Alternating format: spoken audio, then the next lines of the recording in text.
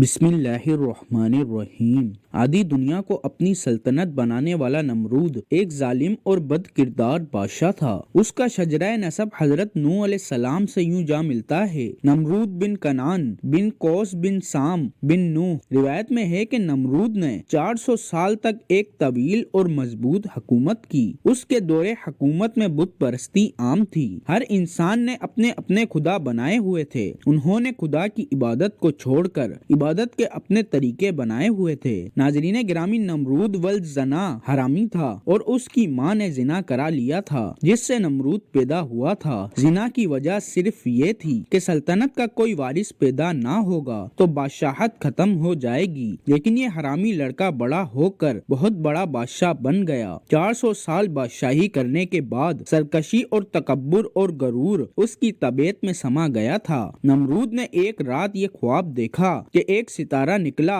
اور اس کی روشنی میں چاند، سورج وغیرہ سارے ستارے بے نور ہو کر رہ گئے۔ کانوں اور نجومیوں نے خواب کی یہ تعبیر دی کہ ایک فرزند ایسا ہوگا جو تیری بادشاہی کے زوال کا باعث ہوگا۔ یہ سن کر نمرود بے حد پریشان ہو گیا اور اس نے یہ حکم دے دیا کہ میرے شہر میں جو بچہ پیدا ہو وہ قتل کر دیا جائے اور مرد عورتوں سے جدا رہیں۔ چنانچہ ہزاروں بچے قتل کر دیے گئے، مگر تقدیر الہی کو کون ٹال سکتا ہے۔ اسی دوران حضرت ابراہیم علیہ السلام پیدا ہو گئے اور بادشاہ کے خوف سے ان کی والدہ نے اس شہر سے دور پہاڑی کی ایک غار میں ان کو چھپا دیا۔ اسی غار میں چھپ کر ان کی والدہ نے ان کو روزانہ دودھ پلایا کرتی تھیں۔ بعض مفسرین کا قول ہے کہ 7 برس کی عمر تک، اور بعض نے تحریر فرمایا کہ 17 برس تک آپ اسی غار میں پرورش پاتے رہے۔ دوسری طرف شرک اتنا عام تھا کہ نمرود کے دور میں کوئی ایک خدا کو ماننے کے لیے تیار ہی نہ تھا۔ نمرود لوگوں کو کہتا تھا کہ میں آپ کا خدا ہوں۔ وہ ہر کسی کو اپنی عبادت کرنے پر مجبور کرتا تھا۔ اس دور میں صرف حضرت ابراہیم علیہ السلام ہی تھے جو ایک خدا پر یقین رکھتے تھے۔ وہ بتوں کی پوجا کرنے سے دوسروں کو منع کرتے تھے کہ خدا ایک ہے، صرف اسی کی عبادت کرو،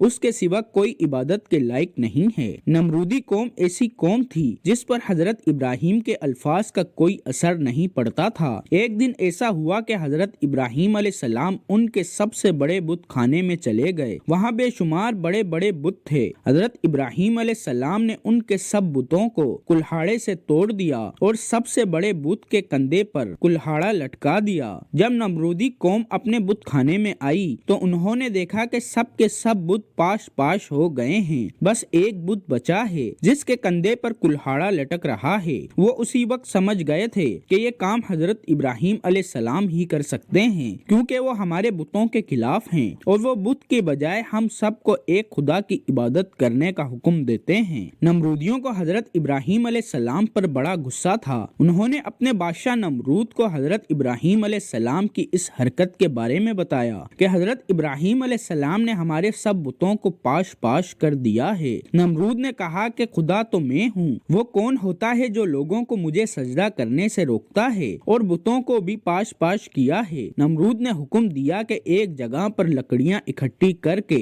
آگ جلا دو اور حضرت ابراہیم علیہ السلام کو اس آگ میں سزا کے طور پر پھینک دو۔ نمرودیوں نے حضرت ابراہیم علیہ السلام کو آگ میں پھینک دیا تھا۔ آگ نے اللہ تعالیٰ کے حکم سے حضرت ابراہیم علیہ السلام کے جسم پر کوئی اثر نہ کیا، وہ اللہ تعالیٰ کے حکم سے ٹھنڈی ہو گئی تھی۔ حضرت ابراہیم علیہ السلام کا فرمان ہے کہ میں جتنے دن تک آگ میں رہا تو میں اللہ تعالیٰ کے ایک خاص رحم و کرم میں رہا تھا۔ میں اس آگ میں سکون سے رہا تھا، اتنا سکون میں نے کبھی نہیں دیکھا تھا۔ جب حضرت ابراہیم علیہ السلام کو آگ سے باہر نکالا گیا تو آگ سے باہر آتے ہی حضرت ابراہیم علیہ السلام نے نمرودیوں سے کہا کہ تم سب اللہ تعالیٰ کی عبادت کرو، بتوں کی عبادت کرنا چھوڑ دو، یہ بت تم کو جہنم کی آگ کی طرف لے کر جا رہے ہیں۔ حضرت ابراہیم علیہ السلام نے نمرود کو سمجھاتے ہوئے کہا کہ تم اپنے بےہودہ کاموں سے باز آ جاؤ اور ایک خدا کی عبادت کرو۔ نمرود پر حضرت ابراہیم علیہ السلام کی کسی بات کا اثر نہیں ہو رہا تھا۔ نمرود نے حضرت ابراہیم علیہ السلام کو کہا کہ میں نمرود خدا ہوں۔ پھر نمرود نے حضرت ابراہیم علیہ السلام کو کہا کہ تمہارا خدا کون ہے؟ حضرت ابراہیم علیہ السلام نے فرمایا کہ میرا خدا اللہ تعالیٰ ہے جو ہر کسی کو زندگی اور موت دینے والا ہے، جو پوری کائنات اور آسمانوں کا مالک ہے۔ جب ابراہیم علیہ السلام نے یہ بات کہی تو نمرود نے مسکراتے ہوئے کہا کہ یہ سب کام تو میں میں بھی کر سکتا ہوں۔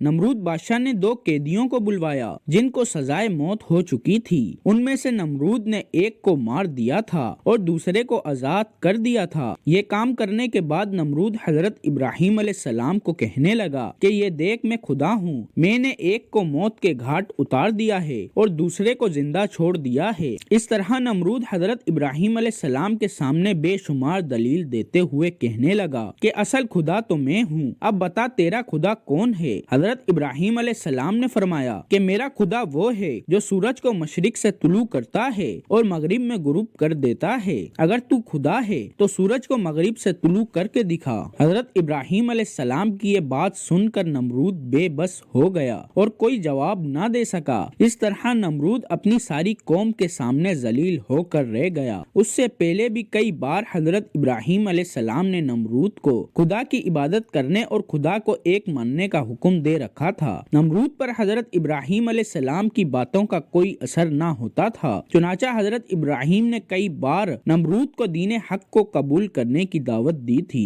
نمرود حضرت ابراہیم علیہ السلام کے اس عمل سے تنگ آ چکا تھا۔ بادشاہ نمرود نے حضرت ابراہیم علیہ السلام کو کہا کہ اگر تیرا خدا سچا ہے تو اس کو کہہ دے کہ میرے ساتھ جنگ کرے، اس کو بول دو کہ اپنا لشکر زمین پر اتارے جو مجھ سے جنگ کرے۔ خدا میں نمرود ہوں، میرے سوا کسی میں کوئی ہمت نہیں ہے کہ وہ میرے سامنے کھڑا ہو جائے۔ نمرود کی زبان سے یہ لفظوں کا نکلنا ہی تھا۔ حضرت ابراہیم کی بارگاہ میں حضرت جبرائیل علیہ السلام تشریف لے آئے اور فرمانے لگے کہ اللہ تعالیٰ کا لشکر جنگ کرنے کے لیے تیار ہے۔ حضرت ابراہیم علیہ السلام نے یہی الفاظ نمرود کو کہہ دیے کہ اللہ تعالیٰ کا لشکر جنگ کرنے کے لیے تیار ہے۔ حضرت ابراہیم کی بات سن کر نمرود نے جنگ کی تیاری کرنے کے لیے 3 دن مانگ لیے۔ اللہ تعالیٰ کی طرف سے نمرود کو 3 دن کا وقت دیا گیا۔ 3 دن تک نمرود نے ساری دنیا سے بڑے بڑے نامی گرامی جنگجوؤں کو بلاوا بھیجا۔ وہ نمرود کی طرف سے جنگ لڑنے کے لیے تیار ہو کر آ گئے۔ جب نمرود کا سارا لشکر اکٹھا ہو گیا تو نمرود نے کہا، اے ابراہیم، میں جنگ کے لیے تیار ہوں، جو میں نے 3 دن مانگے تھے وہ پورے ہو گئے ہیں، تم اپنے رب کی فوج کو بلا لو۔ حضرت ابراہیم علیہ السلام نے اللہ تعالیٰ کی بارگاہ میں دعا کی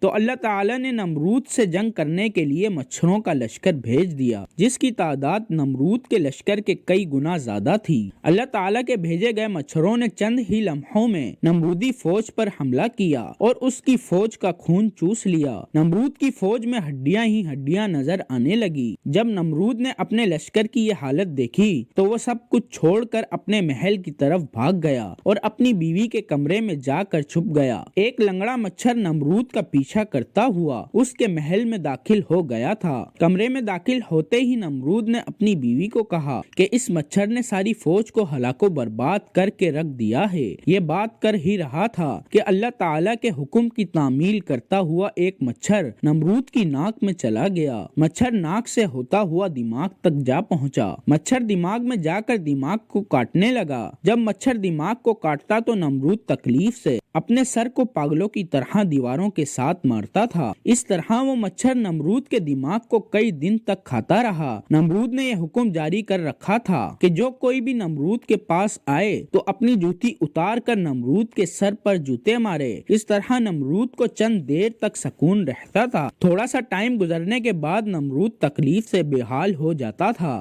اس لنگڑے مچھر کے کاٹنے سے نمرود اپنے سر کو دیواروں سے مارتا رہتا تھا۔ اسی سزا میں تڑپتا تڑپتا نمرود اس دنیا سے چل بسا۔ اس لیے کہا جاتا ہے کہ اللہ تعالیٰ کو کسی کا شریک مت ٹھہرایا جائے۔ نمرود کا حال ہماری آنکھوں کے سامنے ہے، کس طرح نمرود پاگلوں کی طرح دیواروں کے ساتھ سر مار مار کر روتا اور چلاتا تھا۔ اس کا انجام کیا ہوا ہے، اس بات میں کوئی شک نہیں ہے کہ اللہ تعالیٰ ایک ہے، اس کے سوا کوئی عبادت کے لائق نہیں ہے۔ جو کوئی بھی اللہ تعالیٰ کی ذات کو للکارتا ہے تو اللہ تعالیٰ اس کا انجام بہت ہی برا کرتا ہے۔ دوستوں، اللہ ہی وہ پاک ذات ہے کہ جو ہمارا رازق، خالق اور مالک ہے۔ وہی موت اور زندگی دینے والا ہے۔ دن رات، سورج، چاند اور ستارے، کوئی بھی اس کی مرضی کے بغیر حرکت نہیں کر سکتا، اور جو خدا کی نافرمانی کرتا ہے ایک نہ ایک دن وہ عذاب الہی میں ضرور مبتلا ہوتا ہے۔ تو بس ہر حال میں اللہ کا شکر ادا کرتے رہیے اور کبھی بھی کسی بات کا بھی غرور نہ کریے۔